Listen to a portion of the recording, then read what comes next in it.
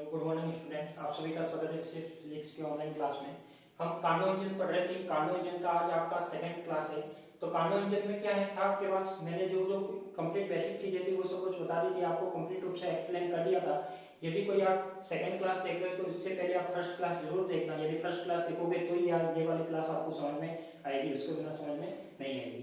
तो इसकी बात करते हैं। फर्स्ट जो ये वाली क्लास है इसमें अपन क्या करने जा रहे हैं, इसमें अपने पास चार तरह के प्रोसेस थे।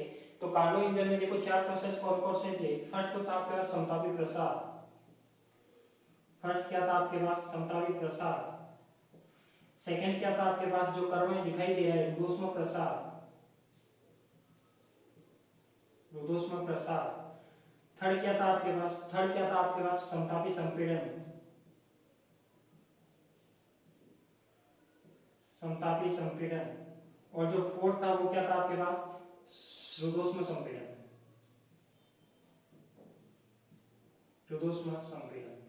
तो ये चार टाइप के आपके पास प्रोसेस थे। इसी प्रोसेस को आज अपन एक एक करके समझेंगे, एक एक करके लिखेंगे। वैसे समझा तो मैंने चारों एक साथ दिया आपको, बट इसको एक बार थोड़ा सा शॉर्ट में रिवाइज करते हुए फिर अपन एक एक को करके लिखते हैं। तो फर्स्ट लगाइए आप समतापी प्रसार। फर्स्ट लगाइए समतापी प्रसार, या फिर इसे ये भी बोल सकते हो प्रथम प्रक्रम। फर्स्ट प्रोसेस क्या बोल सकते हो, प्रथम प्रक्रम या फर्स्ट प्रोसेस। तो इसको यदि लिखना हो या समझना हो तो कैसे समझेंगे, आप इसको देख चुके हो पहले।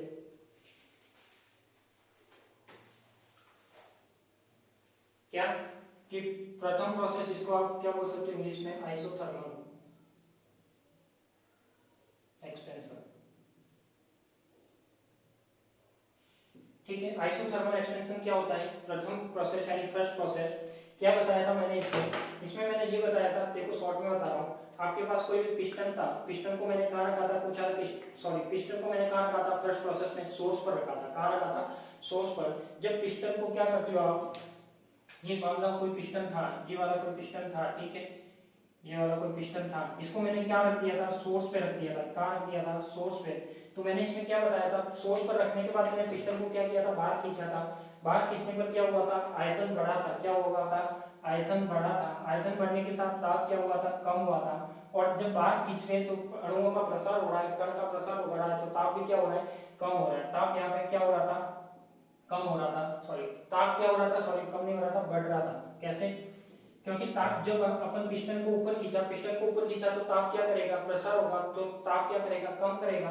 तो ये क्या कर रहा है, ताप को कम कर रहा है। ठीक है, तो इस तरीके से अपन कह सकते हैं कि ये क्या होगा, इसमें अब ये ताप कम करेगा, ये सही है। देख लो एक बार, जो मैंने कल बताया था, यदि आपको याद हो तो ताप क्या करेगा, कम करेगा। अब ये ताप कम करता है कि रियली में ताप कम नहीं करता। क्यों, ये मैंने कहां पर रखा हुआ, सोर्स पे। तो जैसे ही मैंने पिस्टन को ऊपर खींचा, ताप क्या किया, कम किया। तो इतना जितना ताप कम करेगा उसके बराबर की एनर्जी वो क्या करेगा, यहाँ से मिलेगा, या यहाँ से क्या करेगा, उसकी हीट ले लेगा, कहां से, सोर्स से। तो उसका ताप क्या रहेगा, नियत बना रहेगा। तो उसका ताप क्या रहेगा, नियत बना रहेगा। तो ये आपका फर्स्ट प्रोसेस था, जो क्या कहलाता है, आपका समतापी प्रसार कहलाता है। और इसको मैंने क्रम में किससे डिनोट किया है, ए और बी से डिनोट किया है। इसका ताप क्या बना रहेगा, नियत बना रहेगा। वॉल्यूम में क्या होगा, बढ़ोतरी होगी, वॉल्यूम इंक्रीज होगा, वी ए से बी भी होगा। प्रेशर क्या होगा, घटेगा, पी ए से पी भी होगा, दाब यानी कम होगा। ठीक है, तो ये तीन चीजें आपको ध्यान रखनी है। इसी को ध्यान में रखते हुए अपन इसकी पहले थ्योरी लिखते हैं, फिर इसके मैथमेटिकल टर्म को निकालते हैं। ठीक है, तो पहले लिखिए आप, फर्स्ट लगाइए समतापी प्रसार प्रथम प्रक्रम। इंग्लिश में लिख लेना आइसोथर्मल एक्सपेंशन या फर्स्ट प्रोसेस। कहाँ रखना है, रखना कहाँ है, जो कुछ पिस्टन है, पिस्टन को कहाँ पे रखना है, सोर्स पे रखना है। ठीक है, तो लिखिए इसमें फर्स्ट प्रोसेस में सर्वप्रथम हम कार्यकारी पदार्थ को ऊष्मा स्रोत के ऊपर रखते हैं। सर्वप्रथम हम कार्यकारी पदार्थ को ऊष्मा स्रोत के ऊपर रखते हैं। इस अवस्था में कार्यकारी पदार्थ का ताप T1 केल्विन है। इस अवस्था में कार्यकारी पदार्थ का ताप T1 केल्विन है। अब हम पिस्टन को ऊपर की तरफ खींचते हैं। अब हम पिस्टन को ऊपर की तरफ खींचते हैं। अब हम पिस्टन को ऊपर की तरफ खींचते हैं, जिसके कारण दाब घट जाता है। अब हम पिस्टन को ऊपर की तरफ खींचते हैं, जिसके कारण दाब घट जाता है और आयतन बढ़ जाता है, जिसके कारण दाब घट जाता है और आयतन बढ़ जाता है। इस प्रक्रिया से गैस के अणुओं का प्रसार होता है। इस प्रक्रिया से गैस के अणुओं का प्रसार होता है। इस प्रक्रिया से गैस के अणुओं का प्रसार होता है। इसलिए गैस के अणुओं का ताप घट जाता है। इसलिए गैस के अणुओं का ताप घट जाता है। इसलिए गैस के अणुओं का ताप घट जाता है। लेकिन कार्यकारी पदार्थ का जितना ताप कम होता है, लेकिन कार्यकारी पदार्थ का जितना ताप कम होता है, कार्यकारी पदार्थ का जितना ताप कम होता है,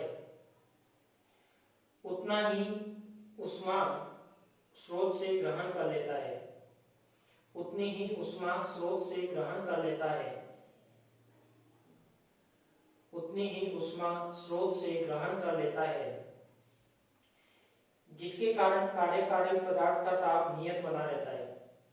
जिसके कारण कार्यकारी पदार्थ का ताप नियत, ब्रैकेट में लिख लेना T1 केल्विन।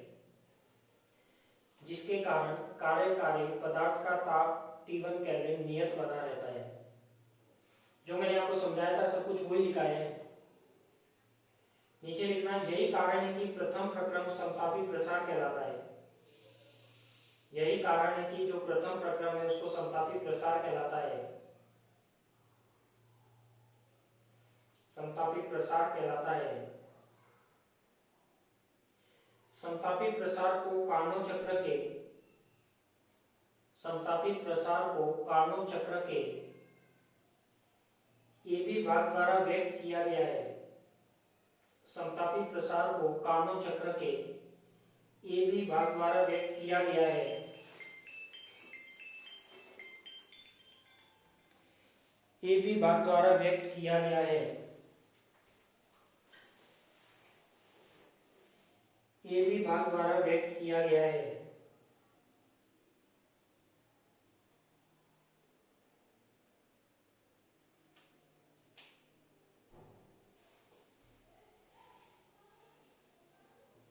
अतः कार्नोट चक्र से स्पष्ट है कि दाब PA से घटकर PB हो जाता है। दाब PA से घटकर PB हो जाता है। दाब PA से घटकर PB हो जाता है और आयतन VA से बढ़कर VB हो जाता है। और आयतन VA से बढ़कर VB हो जाता है। और आयतन VA से बढ़कर VB हो जाता है। फिर लिखो इस फर्स्ट वाले का गणितीय विश्लेषण। फर्स्ट जो प्रोसेस है इसका गणितीय विश्लेषण।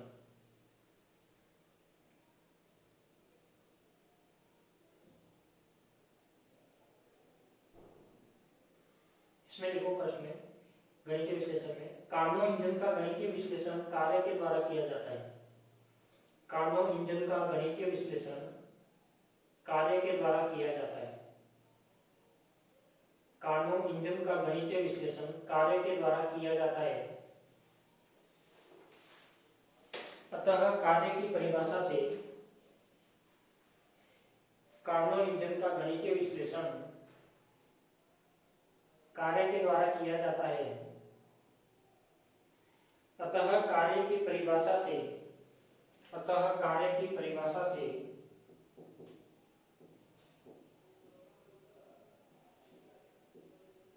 देखो क्या करना है इसमें, ध्यान दो। यहाँ पे बोर्ड है सबका ध्यान। क्या किया अपन को, फर्स्ट कह रहे हैं कि जो इसका गणितीय विश्लेषण होगा वो कार्य की परिभाषा से किया जाएगा। और आप जानते हो कि dW क्या होता है, PdV। तो dW यदि dW है, यदि इसको मैं W के रूप में कन्वर्ट करूंगा तो क्या करूंगा, इसको इंटीग्रेशन करूंगा। तो यहाँ पे देखो इंटीग्रेशन कर दिया। और आदर्श गैस समीकरण क्या होती है, यदि मैं आदर्श गैस समीकरण की बात करूं तो वो क्या होती है, PV क्या होता है आपके पास RT। अब यहाँ पे T कौन सा आएगा, T आपका क्या है यहाँ पे फर्स्ट प्रोसेस में 1 है, तो ये क्या रहेगा T1। तो इसमें क्या हो जाएगा, यदि p की वैल्यू निकालो तो RT1/v हो जाएगा। ये वाली वैल्यू में यदि यहाँ पे रखूं तो W1 इक्वल टू क्या आएगा, इंटीग्रेशन RT1/v और क्या आ जाएगा VA से VB। जब इसको सॉल्व करूंगा तो ये क्या रहेगा VA से VB RT1/v। अब मैं यदि RT1 तो क्या ले लूं, बार ले लूं, यदि मैं क्या ले लूं RT1 बार ले लूं और ये क्या हो जाएगा आपका इंटीग्रेशन 1/v VA से VB। ठीक है, नेक्स्ट क्या करें, ये क्या हो गया आपके पास RT1 हो गया। अब क्या हो जाएगा आपके पास 1/v का इंटीग्रेशन क्या होता है log v, तो ये क्या हो जाएगा log EV और लिमिट क्या आएगी VA से VB आएगी, ये आएगी, तो ये क्या हो जाएगा आपका RT1 log VB माइनस का log क्या आएगा VA, upper limit minus lower limit आएगी तो ये वाली टर्म आएगी, तो ये क्या आ जाएगा आपका RT1 log क्या आ जाएगा VB अपॉन में VA। ठीक है, अब यहाँ पे क्या चल रहा था, बेस क्या चल रहा था, E चल रहा था। इसको मैं इस तरीके से भी लिख सकता हूँ, कैसे कैसे, ये W1 क्या बन जाएगा आपका, ये बन जाएगा 2.303 RT1 ये क्या हो जाएगा आपका log VB और VA इस तरीके से। तो ये आपका क्या आ जाएगा, इसका आंसर आ जाएगा। तो ये आपका जो W1 आएगा फर्स्ट प्रोसेस का वो क्या आएगा आपका, ये आएगा,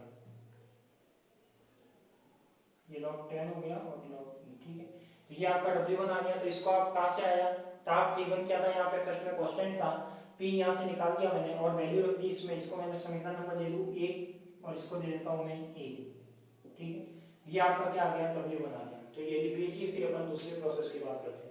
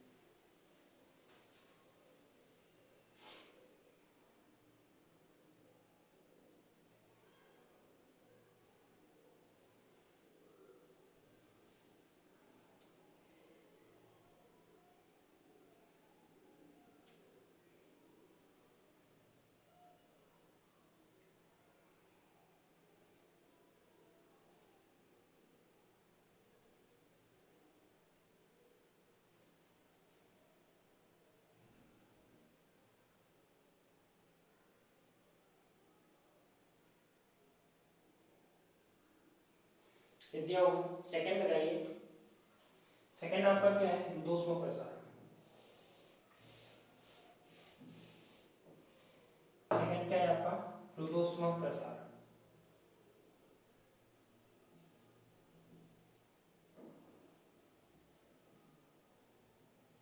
एडियाबैटिक एक्सपेंशन क्या है, एडियाबैटिक एक्सपेंशन।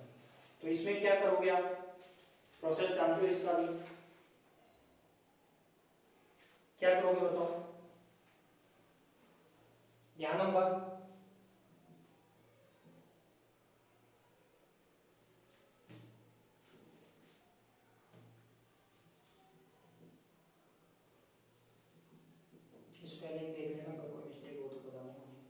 एडियाबैटिक एक्सपेंशन कहते हैं इसे। तो ये क्या होगा, या फिर इसको आप ऐसे भी लिख सकते हो सेकंड या द्वितीय प्रक्रम।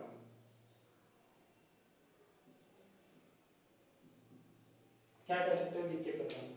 इसमें क्या करना है आपको, ये वाला तो मैं हटा दूं, ये आपका क्या आ गया W1 आ गया, इसको ध्यान में रखना।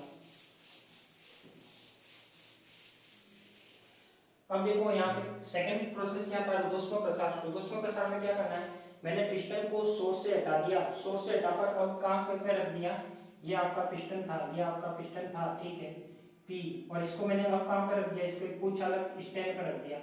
क्या रख दिया, कुचालक स्टैंड पे रख दिया, और मैंने पिस्टन को क्या किया, ऊपर की ओर खींचा। पिस्टन को ऊपर की ओर खींचा तो P क्या होगा, बढ़ेगा। P क्या होगा, कम होगा। अब जो ताप होना चाहिए वो भी क्या होना चाहिए, कम होना चाहिए, क्योंकि यहाँ पर नीचे क्या बचा है, अब इसमें कोई उष्मा देने वाला नहीं है, कोई उष्मा लेने वाला नहीं है, तो जितना ताप क्या होगा यहाँ पे चेंज होगा। तो इस प्रोसेस में क्या होगा, टोटल मिला के ताप जो T1 था अब वो क्या हो जाएगा, T2 हो जाएगा। आयतन क्या होगा, बढ़ेगा, ताप क्या होगा, कम होगा, क्योंकि अपन उसको क्या करें, पिस्टन को बाहर खींच रहे हैं, कणों का फैलाव होगा, गैस के अणुओं का फैलाव होगा, कणों का फैलाव होगा, तो ये वाला प्रोसेस इसमें होगा। तो इसमें अपन वो की वही चीज लिखेंगे। अब इसमें रुद्धोष्म के लिए एक इक्वेशन आती है, वो अपन काम करेंगे, उसका मैथमेटिकल एक्सटेंशन निकालेंगे। ठीक है, तो लगाइए आप, रुद्धोष्म प्रसार या द्वितीय प्रक्रम, उसमें लिखिए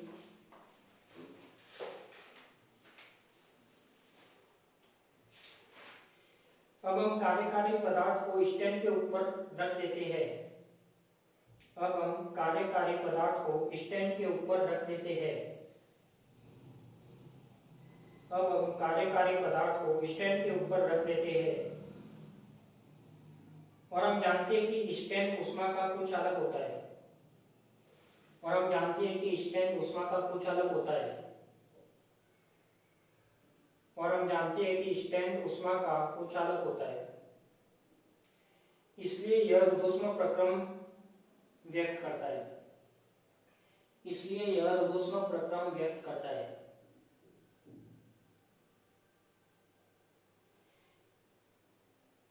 इस अवस्था में कार्यकारी पदार्थ का ताप T1 केल्विन है। इस अवस्था में कार्यकारी पदार्थ का ताप T1 केल्विन है। अब हम पिस्टन P को ऊपर की ओर खींचते हैं। अब हम पिस्टन P को ऊपर की ओर खींचते हैं। अब हम पिस्टन P को ऊपर की ओर खींचते हैं, तो उसका आयतन बढ़ जाता है। तो आयतन बढ़ जाता है। तो आयतन बढ़ जाता है। इसलिए गैस के अणुओं का प्रसार होता है। इसलिए गैस के अणुओं का प्रसार होता है, और गैस के अणुओं का प्रसार होने पर, और गैस के अणुओं का प्रसार होने पर उसका ताप घट जाता है, और गैस के अणुओं का प्रसार होने पर उसका ताप घट जाता है।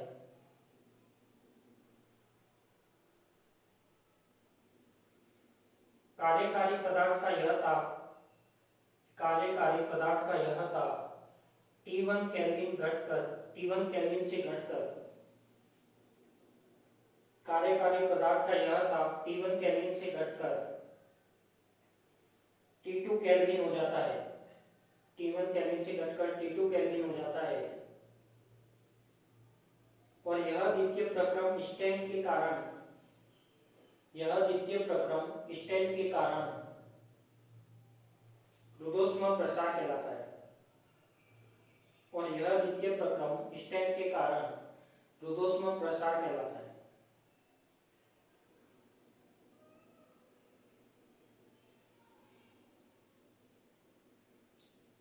फिर नई लाइन में लिखना, कार्नो चक्र में रुद्धोष्म प्रसार को, कार्नो चक्र में रुद्धोष्म प्रसार को BC भाग द्वारा व्यक्त किया गया है। BC भाग द्वारा व्यक्त किया गया है। अतः कार्नो वक्र से स्पष्ट है कि, अतः कार्नो वक्र से स्पष्ट है कि दाब PB से घटकर PC हो जाता है। कार्नो वक्र से स्पष्ट है कि दाब PB से घटकर PC हो जाता है, और आयतन VB से बढ़कर VC हो जाता है, और आयतन VB से बढ़कर VC हो जाता है। तो ताप T1 केल्विन से घटकर T2K हो जाता है। तो ताप T1 केल्विन से घटकर T2 केल्विन हो जाता है।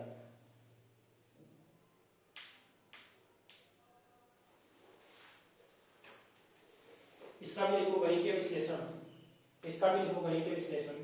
तो देखो, आपको जो इसमें समझने का है वो यही है, कैसे इसमें वॉल्यूम बढ़ रहा है, दाब घट रहा है, ताप चेंज हो रहा है। अगर ये कंसेप्ट आपको क्लियर हो जाता है तो कार्नो पिंजन बहुत ही इजी टॉपिक है। तो इसमें देखो इसका गणितीय विश्लेषण की बात करते हैं, वो क्या कहता है कार्य की परिभाषा से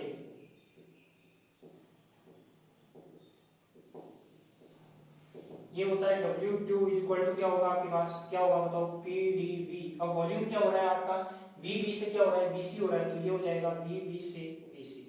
अब यहाँ पे मैं बात करता हूँ, इसमें जो समीकरण आता है आपके पास वो क्या आता है, एक रुद्धोष्म अवस्था समीकरण आता है जिसे क्या बोलते हो,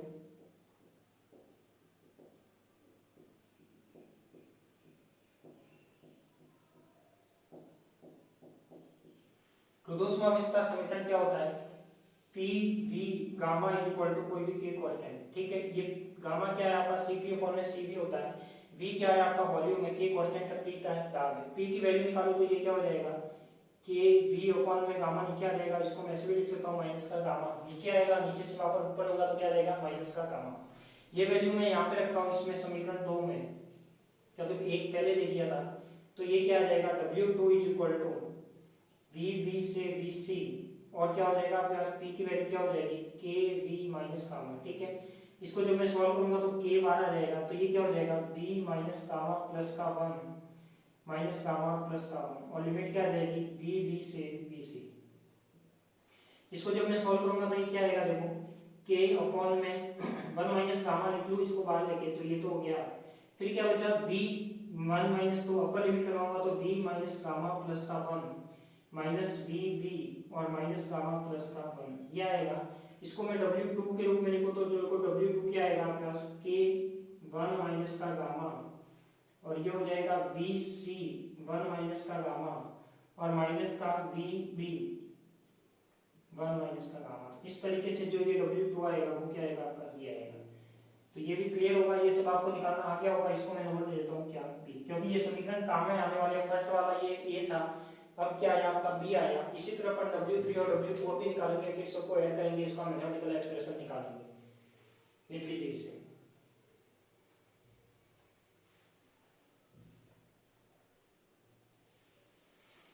कि यदि मल्टीप्लाई में लेना चाहो तो मल्टीप्लाई में भी ले सकते हो, कोई दिक्कत नहीं है, ठीक है।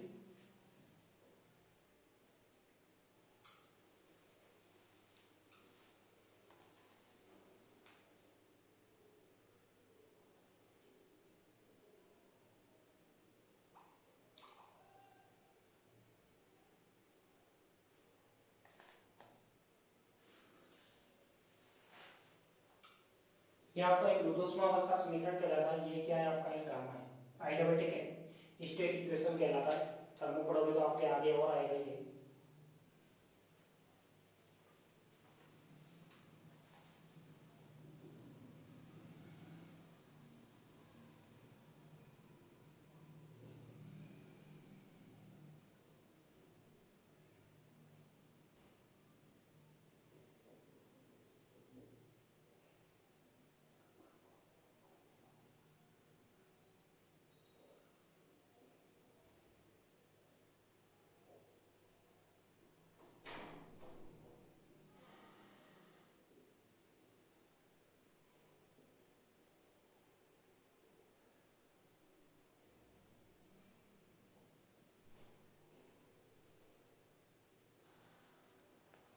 हटा दें। अब थर्ड प्रोसेस है वो क्या है आपका, रुद्धोष्म प्रसार के बाद क्या आ जाएगा समतापी संपीड़न। थर्ड क्या आएगा आपका,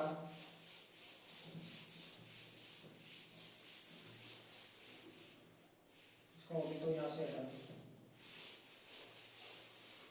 थर्ड क्या आएगा आपका समतापी संपीड़न।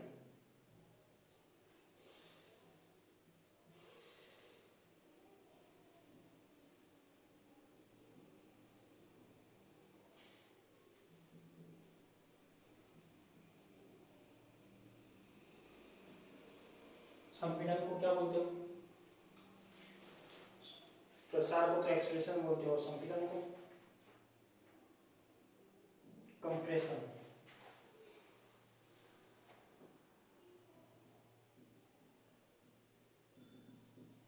इसमें क्या होगा देखो, थर्ड स्टेप क्या कहती है, थर्ड प्रोसेस क्या कहता है, इसको आप ऐसे भी लिख सकते हो तृतीय प्रक्रम। तृतीय प्रक्रम क्या कहता है, अब मैंने क्या किया, फर्स्ट स्टेप में सोर्स पर रखा था, फिर सेकंड में पिस्टन पे स्टैंड पे रखा। अब मैं क्या करूंगा, यहाँ से हटाकर वापस काट दूंगा, सिंक पे रखूंगा। क्या करूंगा, सिंक पे रखूंगा। ये पिस्टन था आपका और इसको मैंने क्या रख दिया, सिंक पे रख दिया। जब सिंक पे रखूंगा तो क्या होगा इसमें, अब मैं क्या कर रहा हूँ, उसको पिस्टन को अंदर दबा रहा हूँ। थर्ड प्रोसेस में क्या था, आपका पिस्टन को अंदर दबाना था, ऊपर पहले वाले दो प्रोसेस में क्या था, पिस्टन को बाहर खींचना था। जब मैं पिस्टन को अंदर दबाता हूँ तो अंदर दबाने पर क्या होगा बताओ, आयतन क्या होगा, कम होगा, यानी जो आयतन है वो क्या होगा आपका कम होगा। आयतन कम होगा तो दाब क्या होगा, बढ़ेगा। और ताप बताओ क्या होगा, ताप भी क्या होना चाहिए आपका, बढ़ना चाहिए। जब अपने पास पिस्टन को अंदर दबा रहे तो गैस के अणु अंदर क्या होंगे, संपीड़ित होंगे, एक दूसरे से ज्यादा बार टकराएंगे। टकराएंगे तो क्या होगा, उसका ताप बढ़ेगा। बल्कि इसमें क्या होता है, जब ये सिंक पर रखा होगा तो ताप बढ़ने नहीं देता। क्यों, क्योंकि ये जितना ताप बढ़ रहा है उसके इक्वल में ये क्या कर रहा है, इतनी कितनी ऊर्जा है या उष्मा है वो किसको दे रहा है, ये सिंक को दे रहा है। तो ये इसका ताप क्या बना रहेगा, नियत बना रहेगा। और कितना रहेगा, T2 केल्विन रहेगा। कितना रहेगा, T2 केल्विन। यदि आपने इसकी फर्स्ट क्लास नहीं देखी है तो उसको जरूर देखना, क्योंकि उसमें मैंने अच्छे से एक एक को एक्सप्लेन करके आपको बताया है कि कैसे क्या करता है, क्या बढ़ता है। तो वो उसमें आप फर्स्ट क्लास देखोगे, उसके बाद ही इस क्लास को देखना, तो ये आपको समझ में आएगी। तो सेकंड प्रोसेस में क्या है, थर्ड प्रोसेस में क्या है कि पिस्टन को मैंने सिंक पर रखा, पिस्टन को जब अंदर दबाता हूं तो क्या होगा, आयतन कम होगा, दाब बढ़ेगा। क्योंकि आयतन क्या होगा, कम होगा। पहले पिस्टन ऊपर था, नीचे आ गया तो क्या हो गया, कम हो गया आयतन, दाब बढ़ेगा और ताप भी क्या होगा, बढ़ेगा। बट यहाँ पे क्या है, ये सिंक पर रखा हुआ तो ताप बढ़ने नहीं देता। क्यों, क्योंकि जितना ताप बढ़ता है उसके इक्वल में ये क्या करता है, इतनी कितनी एनर्जी किसको दे देता है, सिंक को दे देता है। तो इस तरीके से ये ताप क्या होगा, कम हो जाएगा। तो इस तरीके से इसका जो ताप है कम नहीं, कांस्टेंट बना रहेगा। ठीक है, तो ये कहलाएगा आपका समतापिक संपीड़न। तो इसमें पहले लिख लीजिए, फिर इसका गणितीय विश्लेषण करते हैं। लिखिए इसमें, कार्नो इंजन के तृतीय प्रक्रम के, कार्नो इंजन के तृतीय प्रक्रम को समतापी संपीड़न कहते हैं। कार्नो इंजन के तृतीय प्रक्रम को समतापी संपीड़न कहते हैं। इस प्रक्रम में हम कार्यकारी पदार्थ को, इस प्रक्रम में हम कार्यकारी पदार्थ को सिंक पर रख देते हैं।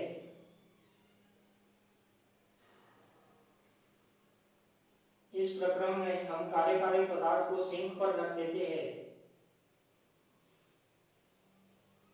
और सिंक उष्मा का चालक होता है। सिंक उष्मा का चालक होता है।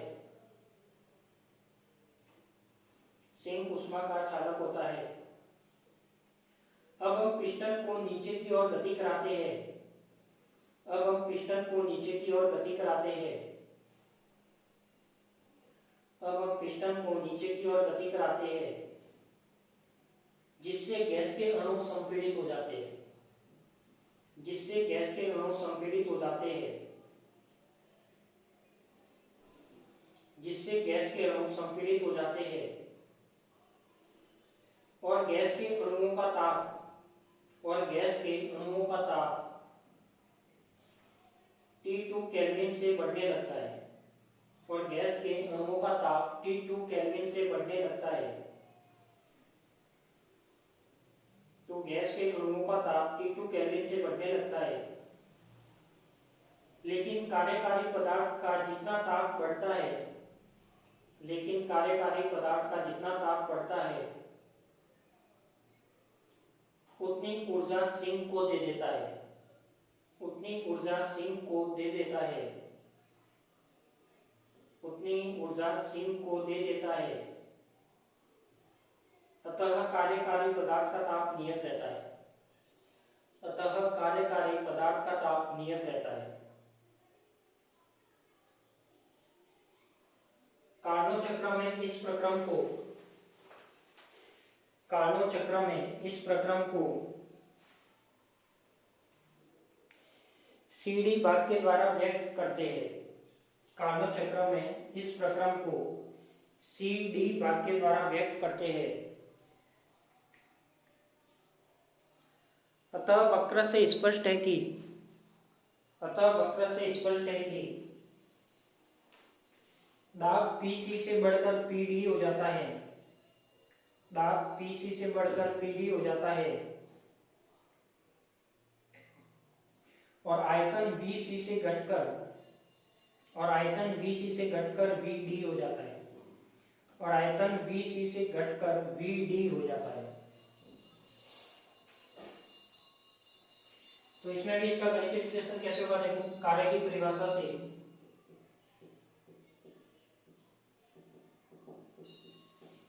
क्या होगा W3 इज इक्वल टू ये क्या हो जाएगा PdV। वॉल्यूम कितना हो रहा है यहाँ पे VC था, अब कितना हो रहा है VdV, यानी VC से कितना हो जाएगा VD, ये इंटीग्रेशन है। इसमें जब P की वैल्यू होगी तो क्या आएगा, देखो आदर्श गैस समीकरण क्या कहती है, PV is equal to RT, क्या कहती है PV is equal to RT। But यहाँ पे देखो T कौन सा आएगा, अब यहाँ पे कौन सा T अपना क्या चेंज हो गया था, इस सेकंड वाले प्रोसेस में T चेंज हो गया था, तो अब कितना हो गया आपके पास, अब हो गया आपके पास कितना, सिंक पर रखा है तो ये हो जाएगा T2, तो कितना हो गया T2, तो P इज इक्वल टू क्या हो जाएगा RT2 बाय V। ये वाली वैल्यू यहाँ पे रखोगे तो ये क्या आएगा आपका WT, यहाँ पे क्या आ जाएगा RT2V बाय V, और यहाँ पे लिमिट क्या आ जाएगी VC से VD।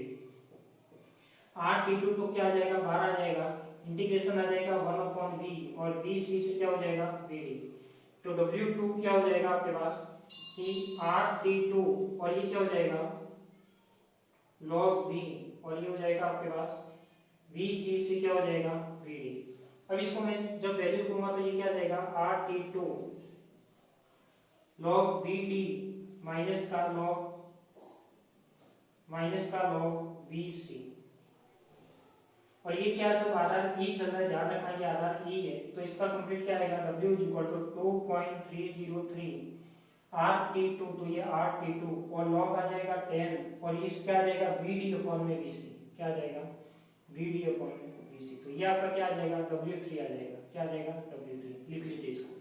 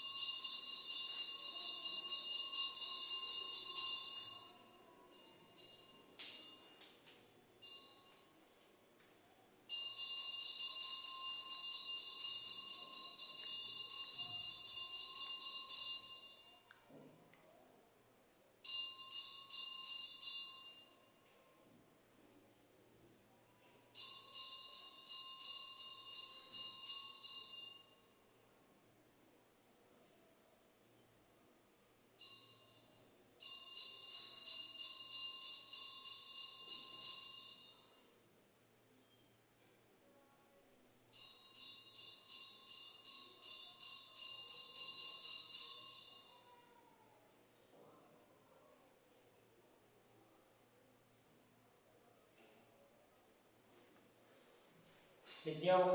चलिए फोर्थ वाला क्या है आपका ऊर्ध्वस्मर संपीड़न।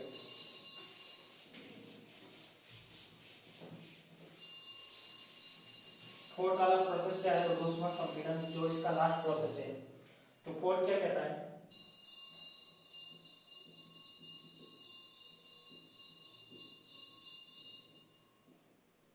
यानी क्या ऊर्ध्वस्मर संपीड़न, या फिर इसको बोल सकते हैं चतुर्थ प्रक्रम।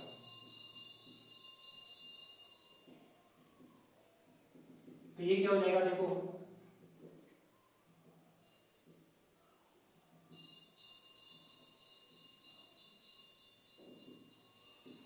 ठीक है। इसमें क्या होगा आपके पास, अब इसमें क्या करना है, वापस इसको जो पिस्टन था, पिस्टन को वापस आप हटाकर कहाँ रखोगे, सोर्स कुछ अलग स्टैंड पे रखोगे। तो ये आपका पिस्टन था, पिस्टन को मैंने क्या रख दिया स्टैंड पर रख दिया।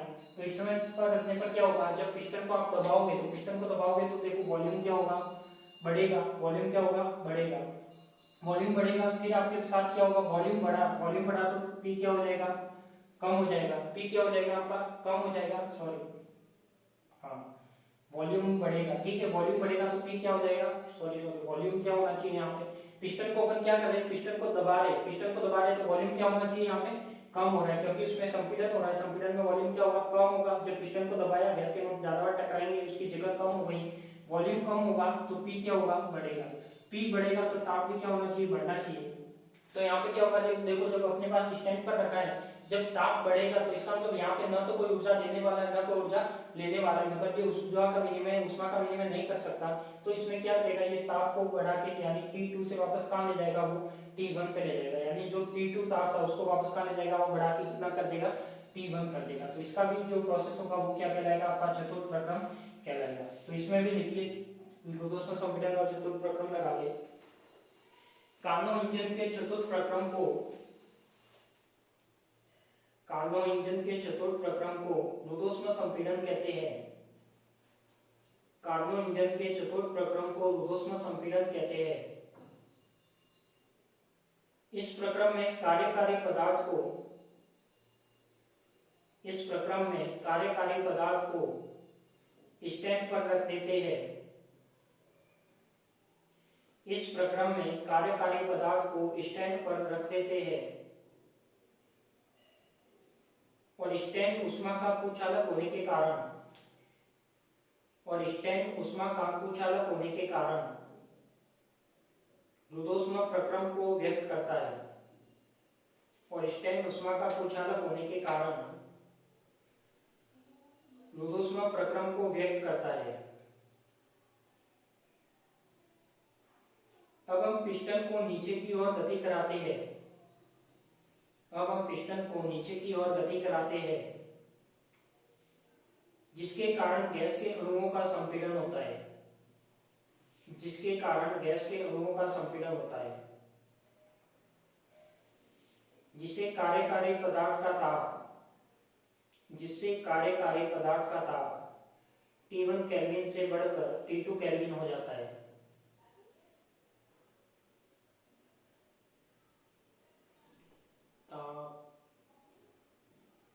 ताप मैंने उल्टा लिख दिया, इसमें लिखना कि जिससे कार्यकारी पदार्थ का ताप T2 केल्विन से T1 केल्विन हो जाता है, T2 केल्विन से T1 केल्विन हो जाता है। फिर लिखना इसमें कार्नो चक्र में इस प्रक्रम को, कार्नो चक्र में इस प्रक्रम को dA, कार्नो चक्र में इस प्रक्रम को dA भाग से व्यक्त किया गया है, dA भाग से व्यक्त किया गया है। अतः स्पष्ट है कि दाब PD से बढ़कर, दाब PD से बढ़कर PA, दाब PD से बढ़कर PA व आयतन VD से घटकर VA हो जाता है, व आयतन VD से घटकर VA हो जाता है। पता है इसका गणितीय विश्लेषण। तो इसका अपन गणितीय विश्लेषण करेंगे तो क्या आएगा, देखो कार्य की परिभाषा से, कार्य की परिभाषा से वो क्या रहता है, कार्य W4 आ जाएगा, ये आ जाएगा आपका PdV, लिमिट क्या आएगी, VD से क्या हो रहा है आपका वापस VA हो रहा है। अब इसमें रुद्धोष्म अवस्था समीकरण काम में लेते हैं,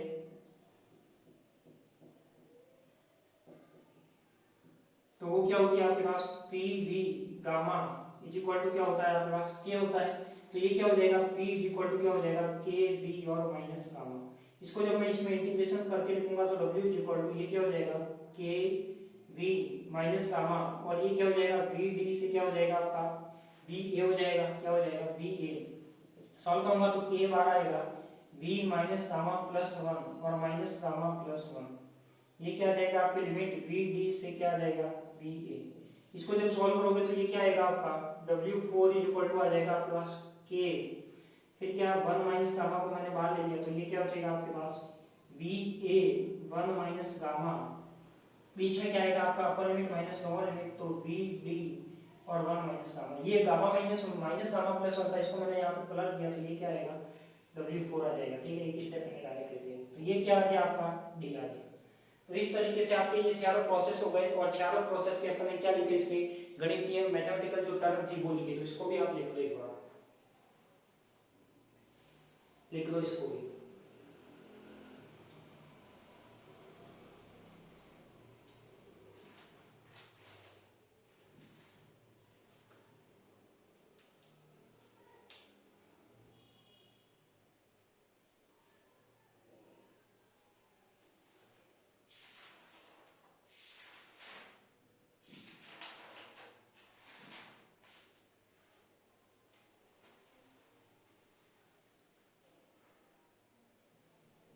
लिख दिया। तो ये आज की जो क्लास थी, आज की क्लास में हमने क्या क्या देखा कि जो कार्नोट इंजन में जो कार्नोट चक्र होता है उसके 4 प्रोसेस होते हैं, समतापी प्रसार, रुद्धोष्म प्रसार, समतापी संपीड़न और रुद्धोष्म संपीड़न। इन चारों का मैथमेटिकल एक्सटेंशन या मैथमेटिकल जो टर्म है वो कैसे निकलती है, जो इसका कार्य होता है वो कैसे निकलता है, तो इन चारों के लिए मैंने कार्य निकाला। अब इस ग्राफ में एक ध्यान देना, आपका जो फर्स्ट प्रोसेस हुआ था, फर्स्ट प्रोसेस क्या हुआ था आपका समतापी प्रसार, यानी मैंने पिस्टन को कहां पर रखा था, सोर्स पर रखा था, पिस्टन को क्या किया था, ऊपर खींचा था। तो यहाँ पे क्या हुआ था बताओ, v क्या हुआ था, बड़ा था, v क्या हुआ था, v क्या हुआ था, बड़ा था, ठीक है। v बड़ा था और ताप क्या हुआ था, कम हुआ था, यानी p क्या हुआ था, कम हुआ था, और ताप भी क्या हुआ था, कम हुआ था। पर ये सोर्स पर था तो वहां पर ताप क्या बना रहा, कांस्टेंट बना रहा, क्योंकि उसने जितना ताप कम हुआ उतनी ऊर्जा सोर्स से ले ली। अब यहाँ पे देखो ये v क्या हो रहा है, बढ़ रहा है, यानी v कितना हुआ था, va से vb। तो यहाँ पे आप देखो va यहाँ इस पॉइंट पे है, तो va तो कम है आपका, बढ़कर कितना हुआ, vb हो गया, यानी va से ज्यादा। देखो यहाँ से पॉइंट में से आपको लग रहा होगा ज्यादा कौन सा है, va है या vb है, बड़ा कौन सा है, बड़ी वैल्यू कौन सी है, vb है। तो यहाँ से आपको पता लग रहा है कि इसका वॉल्यूम क्या हुआ, बड़ा, pv से कितना हुआ, vb हुआ। इसी तरह अपना दाब क्या हुआ, दाब देखो यहाँ पे क्या हो रहा है, कम हो रहा है। तो यदि दाब यहाँ पे क्या था आपका, pa था, यानी दाब देखो यहाँ पे इसका दाब क्या था, pa, तो pa आपका क्या है, यहाँ है, और जो pb है तो pb क्या है, इसका यहाँ है। तो यानी कम कौन सा इसमें देखो, जो दाब हो गया वो pa से pb हो गया, तो दाब कम किसका हुआ, दाब कम हुआ, पहले pa था तो यानी pa से कितना हो गया, pa, यानी pa ऊपर और pb नीचे, यानी ये दाब क्या हो गया, कम हो गया। क्लियर है। सेकंड पॉइंट क्या है आपका, सेकंड पॉइंट क्या कहता है आपका, रुद्धोष्म प्रसार वाला। सेकंड पॉइंट ये कहता है आपका कि ये रुद्धोष्म प्रसार है। मैंने क्या किया, पिस्टन को कहां से हटाया, सोर्स से हटा पर कहां पर रखा, कुछ अलग स्टैंड पर रखा, वहां पे कोई भी उष्मा का विनिमय नहीं होता। और जब मैं पिस्टन को स्टैंड पर रखने के बाद भी क्या कर रहा हूं, ऊपर खींच रहा हूं, तो क्या होगा, वॉल्यूम तो क्या होगा, बढ़ेगा, वॉल्यूम क्या होगा, बढ़ेगा। दाब क्या होगा, दाब क्या होगा बताओ, घटेगा। और टी क्या बना रहेगा, कांस्टेंट, क्या टी भी क्या होगा, टी क्या होगा बताओ, कम होगा, क्योंकि टी चेंज होगा, क्योंकि यहाँ पे कोई उष्मा लेने वाला नहीं है, कोई उष्मा देने वाला नहीं है। तो यहाँ पे क्या होगा, देखो v बढ़ रहा है, तो यानी यहाँ पे क्या था, vb से bc हो गया, ये vb पॉइंट है और bc, तो vb और bc देखो, b से क्या हो गया, bc हो गया, नहीं ज्यादा कौन सा है, वॉल्यूम बड़ा है, तो b के कंपेयर में c क्या बड़ा होना चाहिए, तो देखो bc बड़ा है और b क्या है, bb छोटा है।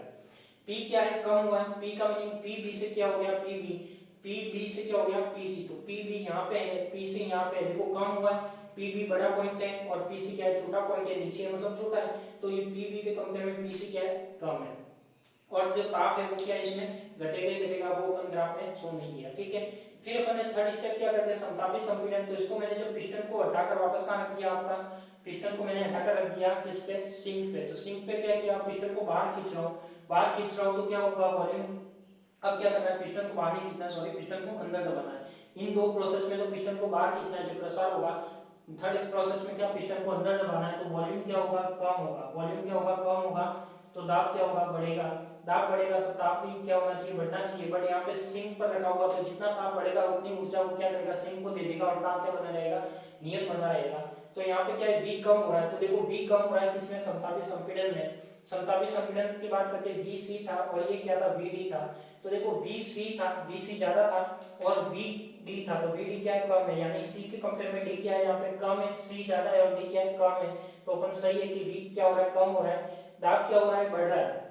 देखो यहाँ पे c और d पॉइंट का, c का दाब कितना है, pc, और d का कितना है, d, यानी जो यहाँ पे था वो कितना था, pc था, वो कम था, अब बड़ा कितना हो गया, pd बढ़ गया, ठीक है। रुद्धोष्म संपीड़न वापस पिस्टन कहां से हटाया, सिंक से हटाकर कहां रखा, स्टैंड पर रखा, तो स्टैंड पर रखा तो अपना क्या हुआ, वापस वही स्टैंड पर रखने पर और पिस्टन को दबाते गए तो क्या होगा, वॉल्यूम कम होगा, दाब बढ़ेगा, और ताप क्या होगा, बढ़ेगा। ताप बढ़ेगा, बट यहाँ पे उष्मा का विनिमय करने वाला कोई नहीं है, तो वापस ताप T2 से क्या हो जाएगा, आपका T1 हो जाएगा। तो इसमें देखो v क्या हो रहा है, घट रहा है, v घट रहा है, यानी ये इसका क्या था, देखो इसका vd था, इसका क्या था, va था, यानी पहले vd था और d जब इसका प्रोसेस हुआ तो ये क्या आ गया, va, यानी वॉल्यूम क्या हो गया, कम हो गया। दाब की बात करेंगे तो सेम दाब क्या हुआ, बढ़ रहा है, तो दाब देखो इस पॉइंट का कितना था, pd था, इसका कितना था, a था, यानी ये कम था और ये क्या था, ज्यादा था। तो ये जो बढ़ना घटना है वो सब आपको इस ग्राफ से क्लियर हो गया होगा, क्या बढ़ रहा है, क्या घट रहा है, कैसे घट रहा है, क्यों घट रहा है। तो ये सब आपका क्या हो गया, कंप्लीट हो गया। आपके पास कार्नोट इंजन से रिलेटेड इसके ग्राफ हो गया, चारों प्रोसेस हो गए। चारों प्रोसेस के मैंने W1, W3 और W4 आपके निकाल दिए, ठीक है। तो आज के लिए तो इतना ही। इस कार्नोट इंजन को आपकी एक क्लास और बनेगी जिसमें आपका टोटल इसकी दक्षता निकालेंगे और इन जो W1 W3 W4 आया है इसकी सहायता लेके अपन इसको डेराइव करेंगे, ठीक है। तो आपकी कार्नोट इंजन की 2 क्लास हो चुकी है। फर्स्ट क्लास में उसको मैं कंप्लीट रूप से एक्सप्लेन कर चुका हूं उसकी थ्योरी को। सेकेंड क्लास में इसके जो 4 प्रोसेस है इसके मैथमेटिकल एक्सटेंशन लिखवाए हैं, मैथमेटिकल फॉर्मूले डेराइव करवाए हैं। और जो थर्ड क्लास होगी उसमें टोटल इसका डेरिवेशन होगा, तो उसमें आपको ना ग्राफ की जरूरत है नहीं, इसमें केवल W1 W3 और W4 की जरूरत होगी अपन को, तो उसको अपन कैलकुलेट करेंगे, ठीक है। और सभी से रिक्वेस्ट है कि वीडियो आपको अच्छा लगे तो लाइक शेयर सब्सक्राइब और ज्यादा से ज्यादा आपके दोस्त लोगों को, फ्रेंड्स लोगों को, अदर कॉलेज के जो लोग हैं उनको भी शेयर जरूर कीजिए, ठीक है। तो मिलते हैं अपन नेक्स्ट क्लास में कार्नोट इंजन का पार्ट थर्ड या थर्ड क्लास के साथ, ठीक है। आप सभी को धन्यवाद।